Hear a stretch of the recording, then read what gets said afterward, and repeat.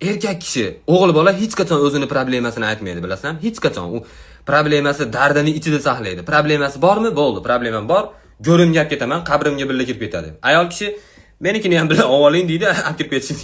Ayol kishi hech qachon ushlab tura olmaydi. Shuning uchun ham ayaz bilan dadangiz telefonda gaplashishda farqini ko'rsangiz, ayam 3 soat gaplashadi. Eng kami u ham meni yoshligimda maktabga ketayotganimda asfalt yo'ldan o'tkazib qo'ygan bitta akani pochchasini, jiyanini mahallasidagi mahalla raisi jijilagan. Ashina hayoti, ashina taqdiri, bitta chumolini ham hayoti uyoq-buyoqlik bo'lmaydi. Oxirgi 1 soatda haylashga ketadi. Ha, xo'p, salom aytib qo'ying, so'rab qo'ying.